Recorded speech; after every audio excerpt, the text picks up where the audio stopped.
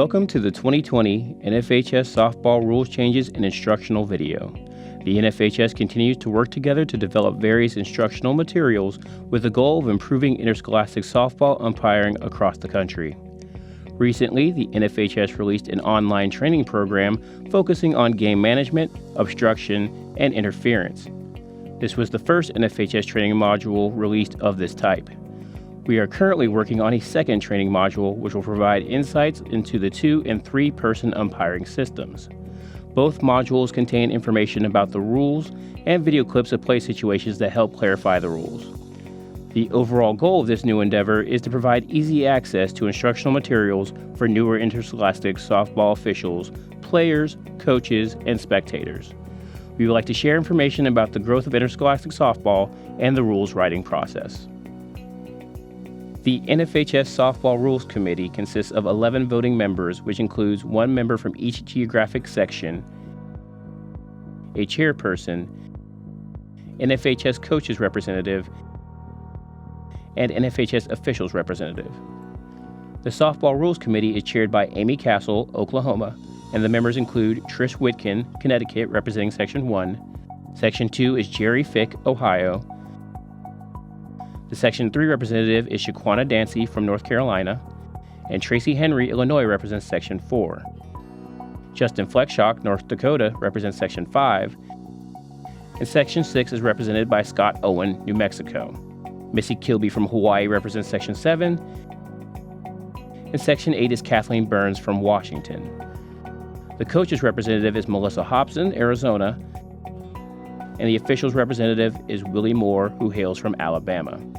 The committee meets in June of each year and discusses proposed rule changes submitted by state associations based on input from the state office, officials, and coaches. Each year, a 4-part survey is sent to all state associations, and they are encouraged to share it with as many officials and coaches as they deem appropriate. The results of these surveys are consolidated and become a part of the Rules Committee discussion. The 2018-19 participation summary indicates 15,877 high schools offered fast-pitch softball, and there are 362,038 participants nationwide. In addition, 427 high schools offer slow-pitch softball, with an additional 6,602 participants. Interscholastic softball continues to grow in numbers and skill level. It is imperative that NFHS softball umpires keep the pace in growth and development so that games are played fairly and safely. We encourage every current official to recruit new members to their associations so that there will always be a pool of qualified officials to be available for the increasing numbers of games. Recruitment of officials is a critical issue for NFHS in every state. Officials, coaches, and administrators need to seek out every opportunity to add to the officiating pools. At this time, a summary of the rules changes will be provided. As appropriate, additional information that is pertinent to officiating mechanics or interpretations will be added.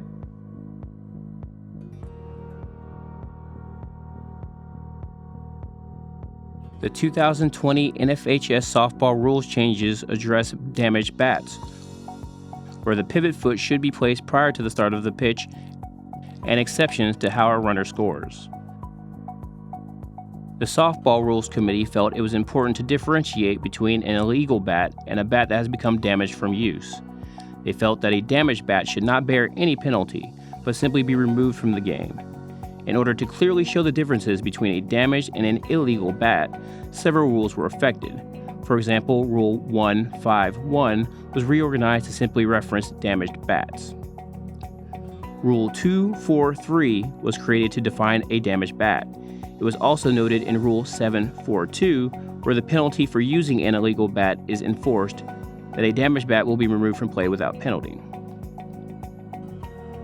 Due to the various styles of pitching, the Rules Committee voted to change the wording of the preliminary requirements for placement of the pivot foot.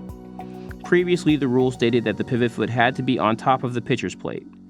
This change now only requires the pitcher's pivot foot to be in contact with the pitcher's plate. Although a small change, this allows pitchers more freedom in their style of pitching. This rule change does not alter or require pitchers to change their foot placement, but it does more accurately describe where the pivot foot may be placed. 611. The pitcher shall take a position with the pivot foot in contact with the pitcher's plate and the non-pivot foot in contact with or behind the pitcher's plate. Both feet must be on the ground within or partially within the 24-inch length of the pitcher's plate. 6.1.1b. Whether both feet are in contact with the pitching plate or only the pivot foot is in contact with the pitching plate, the pitcher shall take or simulate taking a signal from the catcher. In Rule 9.1.1, Exception C, the committee added language to clarify that if a preceding runner is called out on appeal, subsequent runners that cross the plate do not count as runs scored. Previous wording only described a runner failing to touch a base. This new wording makes it clear that if the preceding runner is called out for any appeal play, the following runs would not score. Major editorial changes. This edit clarifies that game management or a state association administrator may establish a dead ball media area within the confines of the field, but that area will remain a dead ball area throughout the game. A major editorial change dealing with bats affected Rule 151D, which adds the USA Softball All Game certification mark to those allowed to be used in NFHS play. This change does not affect the current marks that have been allowed in the past. It is only an additional marking that will be allowed going forward. Wording was also adjusted to ensure it was clear that in addition to a bat bearing one of the three logos shown in Figure 1.6, it also must not appear on USA Softball's non-approved bats and certification marks list. It should be noted that although some bats are certified to multiple organizations, one of the logos in Figure 1.6 must appear on the bat regardless of what additional certification marks are present. As can be seen on this bat, it bears certification marks for multiple organizations. As long as one of the markings shown in Figure 1.6 is present on the bat, which is highlighted in green, that model is not on USA Softball's non-approved bats and certification marks list. It is legal for use in the NFHS. Although this bat bears three different organizations' certification marks, none of the markings shown in Figure 1.6 are present on this bat, and therefore it is not allowed for use in NFHS games. The Rules Committee clarified language to clearly indicate that when F2 stops a wild pitch or passed ball with detached equipment, the batter is not awarded bases, but if that pitch completed the batter's turn at bat, the batter runner is awarded first base. The first point of emphasis discusses bat certification marks.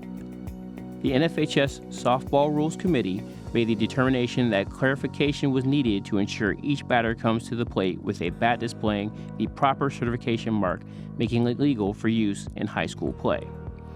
Bat manufacturers produce several models of bats for multiple organizations. These different models are often custom designed to meet the specific organization's individual certification requirements. Bats that are custom designed for one organization may only bear the organization's certification mark. Conversely, a large number of these bats are designed to meet several organizations' requirements and will bear multiple organizations' certification marks, making them legal to use in multiple codes. What is important to know is that NFHS Softball recognizes it and utilizes USA Softball's certification process. In order for a bat to be legal for use in NFHS Softball, it must be marked with the ASA 2000, 2004, or the USA Softball All Games certification mark. Additionally, any bat with one of these certification marks must not appear on the list of the USA Softball non-approved bats with certification marks. This list was created as a way to alert players and coaches that a bat was once approved for use has now been deemed no longer approved for use. All bats that are approved by USA Softball, formerly ASA, for use in fast-pitch play shall bear one of the markings shown. Once these bats have entered the market and possible issues arise, there is a process for revoking the approval of these bats. When it has been determined that a bat should have its approval revoked, either through the retesting process or for a voluntary removal from the manufacturer, the bat is added to the non-approved bats list with certification marks. These bats were approved when originally manufactured and were legal for play at the time, but due to some unforeseen issues, no longer passed the approval requirements. The second point of emphasis deals with inspection of equipment. It is the head coach's responsibility to make certain all players are legally and properly equipped, which includes checking bats, helmets, and catcher's gear prior to every contest. Although umpires may inspect equipment, they are no longer required to do so. What is important to remember is equipment wears during use. Bats can become damaged, or a player may purchase a new bat that does not meet the NFHS requirements. Both catchers' helmets as well as batters' helmets have screws that hold face guards in place. These screws loosen and will eventually fall out, rendering the equipment illegal for use and potentially cause a safety risk to the player if not detected. It is critical that coaches remain vigilant in inspecting equipment before every contest to ensure no damage has occurred or new non-compliant equipment has been purchased since the last inspection. The third point of emphasis focuses damaged bats versus illegal bat penalties. Clarification was needed to delineate the difference between a player using a bat that is damaged versus a bat that is illegal for high school play. By definition, a bat that is damaged, Rule 243C, is removed from the game without penalty, 742 note. An illegal bat that is not approved or altered will continue to result in the head coach and the batter being ejected. The final point of emphasis addresses contact with the pitcher's plate. Due to the varying levels of play and levels of skill in pitching development prior to the start of the pitch, NFHS rules allow the pitcher to choose foot placement. The pitcher may choose to take a position with the pivot foot in contact with the plate and the non-pivot foot behind the pitcher's plate, or both feet in contact with the pitcher's plate. Prior to the start of delivery, both feet must be on the ground within or partially within the 24-inch length of the pitcher's plate. This allows for personal preference and developing pitchers to work through levels of progression. The NFHS office continues to receive requests from the membership for educational tools to talk about legal and illegal pitches. The following clips are meant to be utilized for this purpose. The individual clips will also be posted on NFHS Learn under the officials area. Any questions should be directed to Sandy Searcy. Video 1, sliding the foot forward. This video shows an illegal pitch. It is legal to slide the pivot foot forward, but it must remain in contact with the pitching plate. Once the pitcher in this video slides her foot forward past the pitching plate, this becomes an illegal pitch. Video 2, stepping back. This video shows 3 different pitchers all legally stepping back as a part of their pitching motion. The important thing to remember is the step back must start prior to the start of the pitch, which is when the hands separate. This pitcher is most likely leaping, but the focus of this video is the pre-pitch motion of stepping back, which is legal. Video 3, hands come together. This video shows 2 pitchers bringing their hands together twice before delivering the pitch.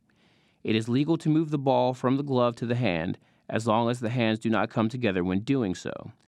This pitcher may be leaping, however, this pitch is already illegal at that point due to the hands being separated and brought back together. Video 4, leaping. This video shows 2 different pitchers leaping. A leap is when both feet are off the ground at the same time. Since the non-pivot foot is typically off the ground when pitching, the umpire should focus on the pivot foot as shown with the arrows in the video. Here is a view of a legal drag. Umpires should remember if a hole was present in front of the pitching plate, a pitcher must only remain level with the plane of the ground. Video 5, simulating the signal. This video shows a pitcher receiving the signal from a coach through a play card. The pitcher is still required to simulate taking a signal while on the pitching plate. There is no required time to simulate a signal. This is umpire judgment, but the pitcher should pause long enough while looking toward home plate to have been able to see a sign from the catcher prior to bringing their hands together. Video 6, stepping outside the 24-inch pitching plate. This video shows 2 pitchers delivering the pitch outside the 24-inch width of the pitching plate. This pitcher may be leaping, but the focus of this video is the foot landing outside the width of the pitching plate. It is important for the plate umpire to focus on this violation while the pitch is happening. As you can see, after the pitch has been delivered, the pitcher ends up being back within the width of the pitching plate. This concludes the 2020 softball rule changes and points of emphasis. Thank you for your participation and have a great season.